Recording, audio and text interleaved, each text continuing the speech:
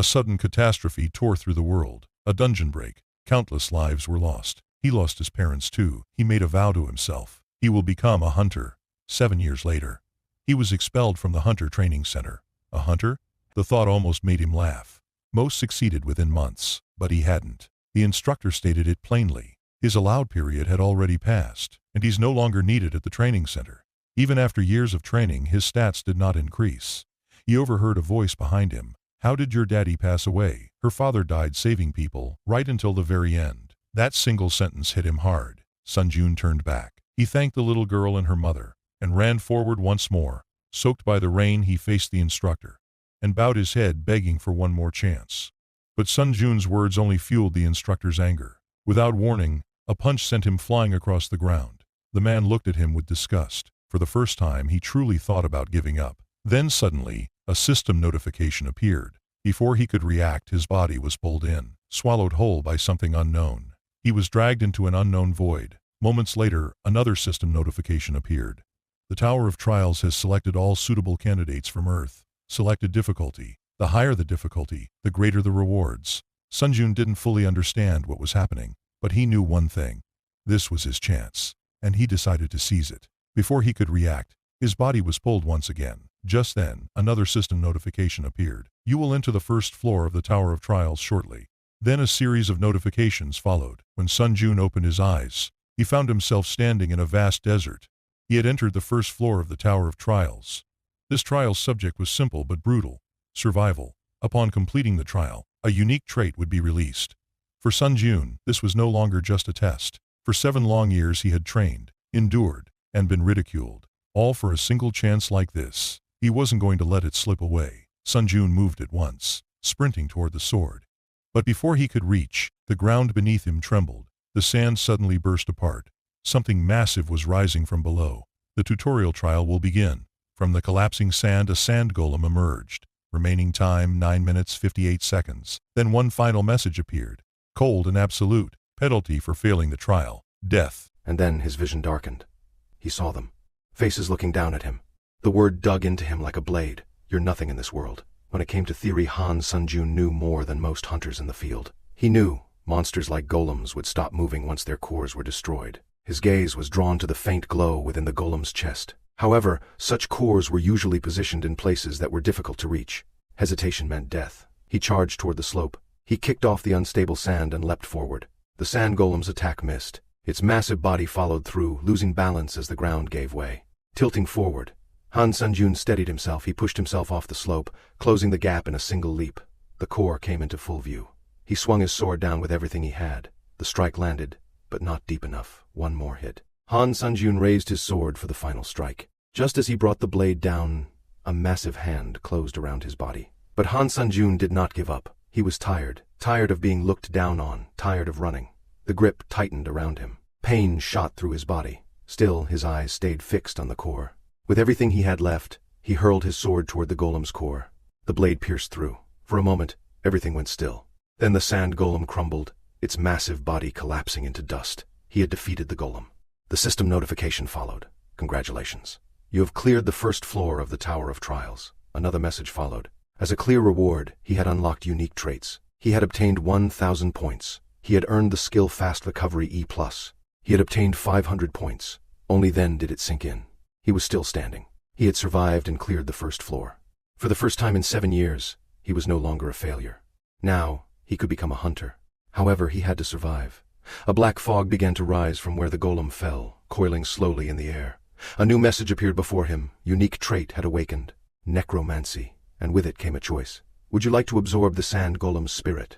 Without hesitation, Han Sunjun pressed yes. The black fog reacted instantly. It surged towards him. He used his ability, letting it merge into his body.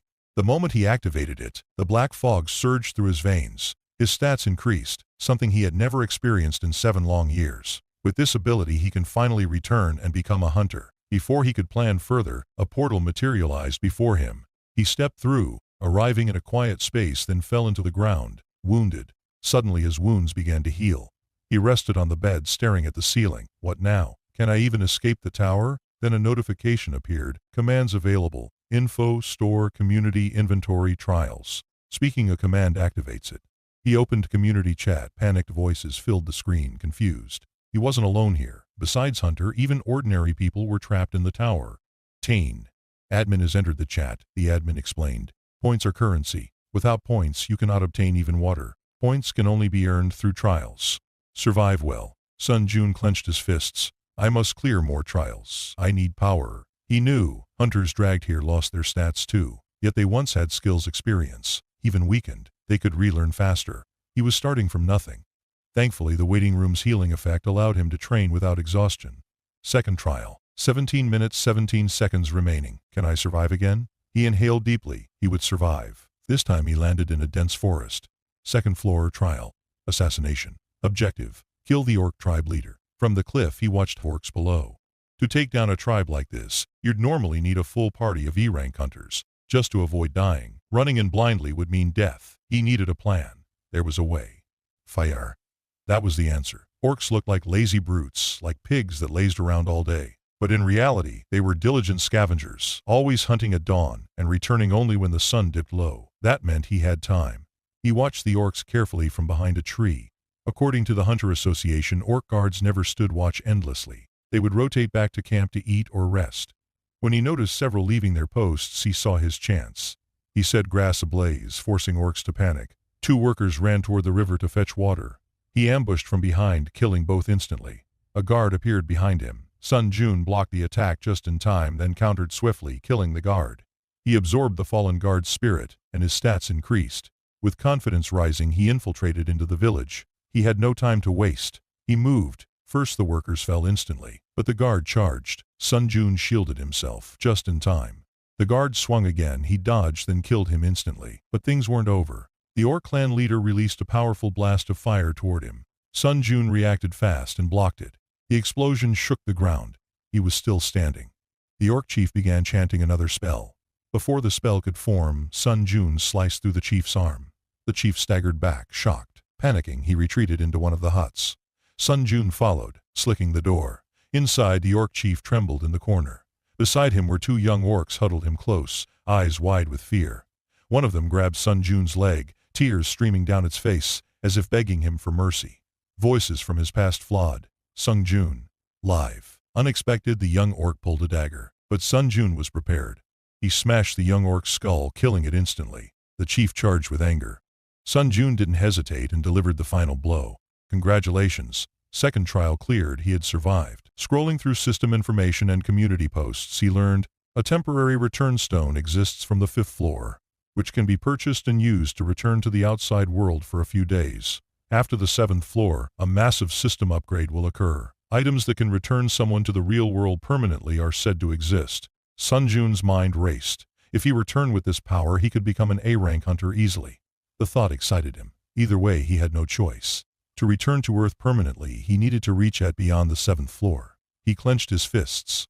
He used the spirits he obtained. His stats skyrocketed. Strength, stamina, speed. The gap because of the growth was so fast that his body struggled to keep up. He opened the store and equipped new gears. He would not remain weak. He would climb higher. He entered the 3rd floor of the Tower of Trials. The subject of the trial is duel. It was a cave this time. Guardian of Darkness will arrive in 10 seconds. He tightened his grip. Like the sand golem, the enemy could come from anywhere. Guardian of Darkness has entered. A shadow flickered behind him. Sung Young reacted instantly, but it was too late. A sharp pain tore through his back as the blade pierced him. He lashed out with a powerful kick, hurling the shadow away and forcing open some distance between them. It was the Guardian of Darkness doppelganger. He immediately activated fast recovery. Had he reacted even a moment later, that strike would have severed his spine. Watching the exchange closely, Sung Young noticed something unsettling. The shadow was mirroring him. He launched and attempted a sudden attack from behind, but the doppelganger anticipated it and countered. Even so, Sung Young managed to land a shallow cut. The wound began to close almost instantly, so it could heal too. The shadow charged again. Sung Young blocked just in time and narrowly evaded the follow-up attacks. Then he counterattacked. Steel clashed against steel as they exchanged blows. Each strike met with a perfect response. It was as if neither side could gain an advantage. Then one hit slipped through. Sung Young barely blocked it, shock flashing across his face. That wasn't a coincidence. The shadow pressed forward again, and once more he countered, but now he understood. The doppelganger was growing stronger. As the pressure intensified, Sung Yung focused his energy and activated Assassin Cap. His movement speed increased. This fight couldn't be dragged out any longer. He charged with everything he had. The shadow struck. Sung Yung dodged, his sword slicing cleanly through its shoulder. In the same instant, the doppelganger countered. His hand was severed completely. He screamed. But the battle wasn't over yet. The shadow began regenerating, its movement slowing for a brief moment. Even with its abnormal recovery, it still needed time. That pause was his opening. Sung Yung steadied himself and launched a final assault, slamming into the doppelganger and driving it back as he unleashed a storm of relentless slashes. Its body crumbled apart. Yet still, it regenerated. Abandoning all caution, Sung Yung drove his blade straight through its core, splitting its head apart. The shadow finally dissolved. With that, Sung Yung cleared the 3rd floor of the Tower of Trial. He was immediately teleported to the 4th floor waiting room. Every injury vanished. He examined his body carefully. No wounds, no pain. His condition was flawless. Then he absorbed the spirit of the defeated doppelganger. Compared to any monster he had encountered before, the density of this spirit was on an entirely different level. As the absorption completed, a system notification appeared. Necromancy Trait, 100% proficiency achieved, rank up. E rank unlocked. Along with the advancement came a new ability. When absorbing the spirit of the dead, he could randomly obtain one awakened skill from that spirit, with equal probability. Just as he had gained fast recovery through a near-death experience, this trait rewarded survival in extreme situations. He had acquired something terrifyingly powerful. Entering the 4th floor community chat, he reviewed information about the next stage. Unlike the previous trials, the 4th floor was an integrated trial, requiring challengers to form parties. In other words, it was a competitive survival trial, hunters against hunters. Sung Yung hesitated. Killing monsters was one thing. Killing people was another. 4th floor trial conditions. Defeat the Goblin King within the time limit. If the team is wiped out or time expires, death. He spawned alongside 2 other challengers. A woman named Lee Haeyin introduced herself as a support-type E-rank hunter. A man named Lee Sung-hoon followed, an E-rank close combat hunter, who had once been D-rank. Sung Yung introduced himself as well, stating that he specialized in close combat, but was not yet an official hunter. That answer immediately triggered Sung-hoon. He mocked Sung Yung and warned him not to hold the team back, stating bluntly that if Sung Yung became a liability, he would be removed. Sung Yung accepted it calmly. He was already used to being treated this way. At the start of the 4th floor trial, Sung Yung was told to stay in the back and deal with minor enemies. Although he disliked the attitude, he could tell the speaker had enough skill to justify his confidence. In the Tower of Trials, only ability mattered, not pride. The trial was announced as a 3v3 team competition. Each team had to cooperate and complete the objective faster than the opposing team. As the castle gates opened, goblins immediately poured out, and combat began. Sung-hoon complained they were moving in organized formation, blaming Sung Yung. Sung Yung grew irritated, realizing they weren't paying attention to the battlefield at all. Despite this, Sung Yung had already eliminated the goblins assigned to the backline. When one teammate demanded buffs, the support member replied that all supportive spells had already been used. Sung Yung stepped forward, saying he would help. This shocked Haeyin was as it would leave the backline exposed. However, when she turned, she realized every goblin behind them had already been cleared. As a goblin overpowered the fighter and knocked his sword away, panic set in. Just before the goblin could finish him, it was cut down instantly. Sung Yung stood there. Before anyone could react, he moved again, slicing through the remaining goblins effortlessly. The battlefield was cleared in moments. A system notification appeared, granting him the Goblin Hunter accomplishment. His teammate could only stare at him in disbelief. The others were unable to see his unique trait, allowing him to absorb the spirits without interference. The absorbed spirits permanently increased his stats. From the Goblin Ranger, he absorbed one of its skills, Ranger's Knowledge, which widened his field of view and improved his ability to detect approaching enemies. When he tested it, his vision expanded noticeably. It was an extremely valuable gain. He returned to the team. Sung-hoon's teammate reacted nervously, attributing his performance to luck and weak goblins, while awkwardly praising him. Taking control, Jason declared that he would now lead the party for better efficiency and assigned roles. Sung-hoon did not object. Lee Haeyoung was tasked with support, while Sung Yung resumed moving ahead, eliminating goblins and absorbing spirits, steadily improving his efficiency. As they advanced, Sung Yung noticed a change. The goblins were appearing less frequently. Soon after, they discovered goblin corpses that were still warm. This meant another challenger team had passed through ahead of them. Realizing the danger, they hurried forward. If the other team defeated the boss first, their failure would result in death. Meanwhile, the opposing team efficiently cleared goblins and reached the boss room, arrogantly celebrating their progress. Once the conditions were met, the system activated. All challengers will enter the Goblin King's spiral tower. The boss battle will begin when only one team remains. Escape is no longer possible. A force field sealed the area. At that moment, the opposing team noticed Sung Yung's group approaching. Irritation spread among them. Anticipating conflict, Sung Yung instructed Lee Haeyong to give him only an agility buff and direct the remaining buffs to another teammate. She hesitated, acknowledging his strength, but warned him that human hunters could be more dangerous than monsters. He acknowledged her warning and told her to inform him if the situation became dangerous. In that case, he would rely on her support. She then cast the buff, informing him that its effects would last 10 minutes. As the buff settled in, he confirmed that he was already stronger than the average hunter and had personally killed over 30 goblins in this trial alone. Sung Jun charged the opposing team alone, immediately unsettling them. One of them deployed his shield at full power. A force field formed, but Sung Jun shattered it with a single strike. The shield user was thrown back, leaving the team exposed. Sung Jun pressed forward, cutting through all three opponents with overwhelming force. His teammates watched in disbelief as he dominated the fight. One opponent, instead of the gap in skill, attempted to adapt and block more precisely. Sung Jun attacked from behind. The opponent managed to defend that too, shocking him. Sung Jun quickly understood the reason. The opponent could perceive his sword's energy. To counter this, Sung Jun threw a shield to block the opponent's vision, then struck from the blind spot, piercing his chest and killing him. A system message announced a special accomplishment, granting an additional reward for the 4th floor. After the fight, Sung Jun was visibly shaken. Lee Haeyong noticed and checked on him, recognizing that killing another person had affected him.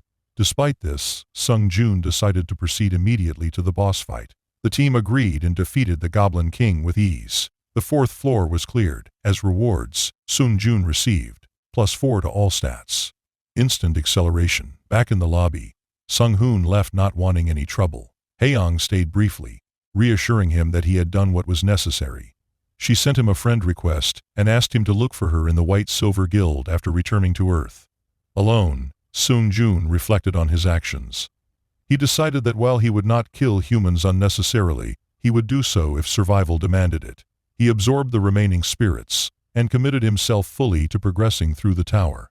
Upon entering the 5th floor lobby, a challenger ranking system was introduced. Sung Jun discovered he ranked 16th overall, placing him among the top challengers known as pioneers, who would receive special benefits on the 8th floor. If he managed to remain a pioneer until reaching the 8th floor, he would obtain a special privilege called Yahello. The news excited him, but he quickly set the thought aside. Whatever it was, he would find out when the time came. He then absorbed the spirits of the defeated opponents, feeling his power grow until it seemed he had surpassed the limits of an ordinary human. Once finished, he purchased a return stone, which would allow him to return to Earth for 3 days. Sung Jun activated it, and was pulled into a strange force. When his vision cleared, he found himself back in his own room. He noticed his body was filthy and stood up to wash, but as he moved, he stumbled over the items he had brought back from the tower. That was when he realized tower items could be taken back to Earth. However, this meant other challengers could do the same. He immediately understood the consequences. As more challengers returned, tower items would flood the market. Once that happened, the value of hunter supplies would drop sharply. If he wanted profit, he had to act quickly. But there was a problem. Only those with official hunter qualifications were allowed to sell items. Originally, Sung Jun planned to apply for the hunter exam and take the test the next time he returned to Earth. After thinking it over, he decided not to wait and instead contacted the director of the training center, Wang Mayo. The director recognized him immediately and assumed Sung Jun was calling to request a refund of his membership fees, noting that such a request could be handled online. Sung Jun declined, stating he did not want a refund. This puzzled the director. He warned Sung Jun that the decision could not be reversed. Sung Jun reassured him that he would not change his mind. However, Sung Jun had a request. The director assumed Sung Jun wanted continued access to the training center and refused. Sung Jun clarified his actual request. He wanted to take the hunter exam, The director was shocked and reminded him of his previous results, where Sung Joon had been ranked F, the lowest possible score. Sung Joon pressed the issue, asking whether paying the membership fee would still not allow him to take the test. After some hesitation, the director agreed. He then requested to take the hunter exam that very day. After cleaning himself up and getting dressed, Sung Joon briefly examined himself in the mirror. His body had changed noticeably as he progressed through the tower. He dismissed the thought. This was not the time to dwell on it. The hunter exam had already been scheduled, and he needed to leave. As he stepped outside, he encountered his neighbor going about her ordinary daily routine. Seeing such a normal scene stirred something in him. Even something as simple as passing by a neighbor felt comforting. He greeted her casually. She glanced back, thinking he was just another older applicant trying to become a hunter, and returned the greeting. As they parted, she watched him walk away. Was he always this tall? After waiting unsuccessfully for a taxi, Sung Joon realized it was taking too long. Without hesitation, he leaped onto a building and began jumping from one rooftop to another, laughing to himself that moving on foot like this was much faster. At this rate, he would arrive in no time.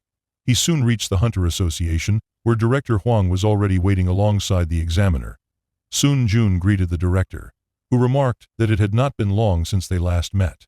Sung Joon silently reflected that recent experiences in the tower made it feel otherwise.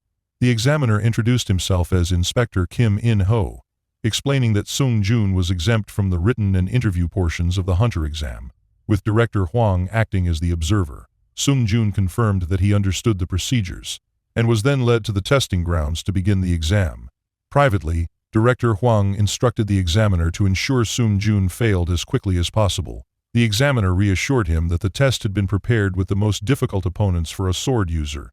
At the training ground, Sung Joon was asked to select the difficulty level, ranging from 1 to 10. Remembering how he had always failed at level 1 in the past due to his weakness, the director assumed he would choose the easiest option.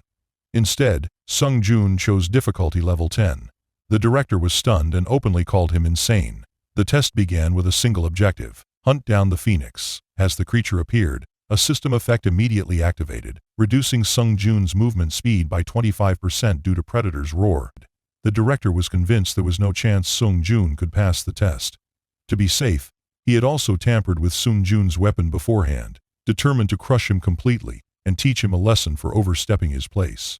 As the director acted arrogantly, the phoenix charged forward. Sung Joon did not flinch. He stood still, staring directly at the creature.